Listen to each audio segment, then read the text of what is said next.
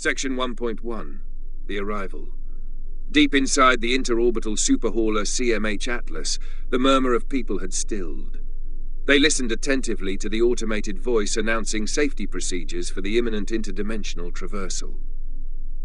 Those who had access to cabins were recommended to keep fully reclined, while the rest should sit as grounded as possible as the leap approached, preferably holding on to something. The ship was filled to the brim with cargo and thrice the number of passengers it was meant to carry, such that many sat along walls, stairs, corridors, or any available space. Your group was mostly huddled together in a forward vestibule, some spread on the floor, while others perched on a surrounding step. You stood by the forward windows on the lower decks, momentarily oblivious to a crewman asking you to stay clear of them as the ship approached the horizon, sparkling cerulean colors swirling in a surreal dance of highlights and shadows, encircling a seemingly endless, insatiable maw.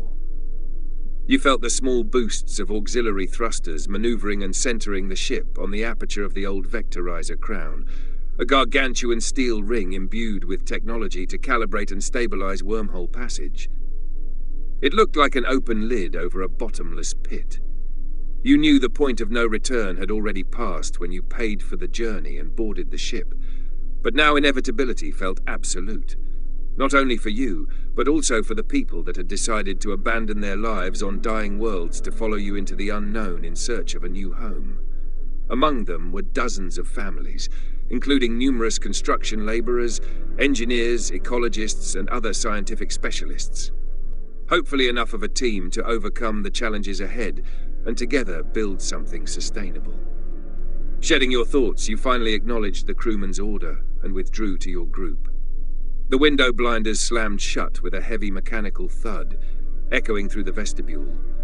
Several in the crowd were sobbing slightly, some out of loss or yearning for what left behind, while others out of fear of the fate directly ahead or the unknown beyond.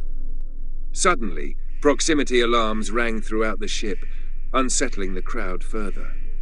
Many exchanged worried glances, parents comforting children and holding them tightly. Some asked what was going on, with unease in their voices.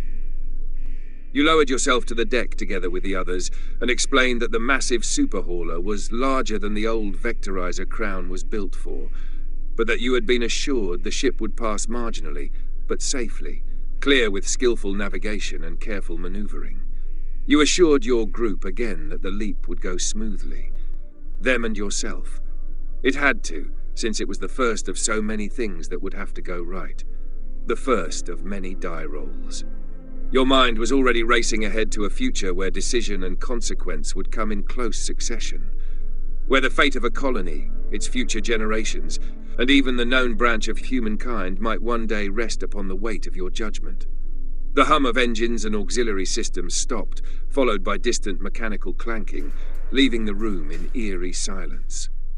The low lighting dimmed further, and with yet another thud, they abruptly switched to red-tinted emergency diodes. You knew the ship had shut down electrical systems and was now silently drifting on momentum, hopefully with exact alignment. As parents hushed their children, a cold automated voice on the announcement systems produced a surprisingly short countdown. You realized you held your breath. A hand gripped yours. You focused on the countdown but never even heard 0. All lights went out. Then time stood still. The artificial gravity seemed to let go. You accelerated but without force. You were present but elsewhere. Time and space collided, holding you suspended in nothing. It felt like seconds, but undefinable. Then gravity returned, along with normalization and a sense of self. The vestibule's sparse lighting came back on, and the blinders reopened. The familiar hum of the main engines and circuitry resumed. Your first instinct was to look around and make sure everyone was okay. People were orienting themselves, still in a state of trepidation. Some were visibly shaken, some with mild seasickness, others with worried yet hopeful gazes, but all at a loss for words and awaiting confirmation. And confirmation came shortly after, as the relieving sound of a now human voice on the announcement system. We have passed through the Tharos Gate and entered the frontier formerly known as the Verge. A mix of cautious smiles and tears of relief spread unevenly among the group as the voice continued. As tradition dictates, the explorers first to arrive here baptized the zone. They named it Boundless Shores, befitting our first and final destination on this journey, which is Elysium Port. It is the last anchor of civilization on this side of the horizon. Please keep your papers, luggage, and companions at your side. People pressed back toward the windows with gasps and murmurs. Beyond the glass stretched a myriad of unfamiliar stars, constellations without names, nebulae and quasars stained with unidentifiable colors that felt as if you could reach for them. It all just didn't look different. It felt different. Despite standing aboard one of the largest vessels known throughout the old Triumvirate, you felt smaller than ever, like a speck suspended in a vast, uncaring emptiness. You heard someone say that cross-referencing of celestial landmarks placed this region somewhere on the opposite side of the galaxy. As the Atlas ventured deeper into the verge, a small protoplanet emerged ahead. Then, in the distance, another speck of light. Warm, steady, intermittently and subtly blinking. Human, welcoming. Elysium Port, orbiting the protoplanet called Anchor Point. As the ship closed the distance, the space station began to reveal its silhouette, then its full form. Docking arms, habitation rings, industrial spines. It looked like an architectonic organism spread outward, ever evolving and expanded as needed over centuries. Some parts looked newer and well lit, others in disrepair, dark and unused. Its central spine had an ornamental and dignified, yet somber appearance, with domes and spires from the neo-Gothic architectural period. It looked like a mighty cathedral, decaying in emptiness, whose warm golden light from tower windows contrasted the dim amethyst glow of Tharos Gate. One could say it had a solemn, almost funereal look befitting its name. Elysium Port. You were thankful it was there, glad it would offer a moment of respite for your group of weary cosmic travelers, even if the port itself was a business venture as much as a humanitarian haven.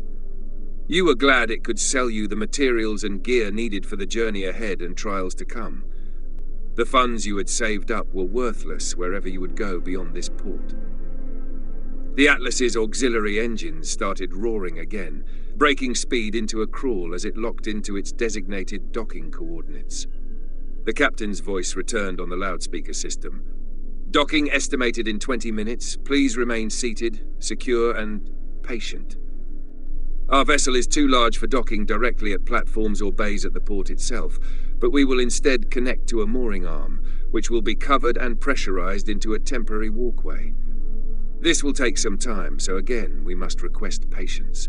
Follow the safety instructions when the docking procedures commence. He continued.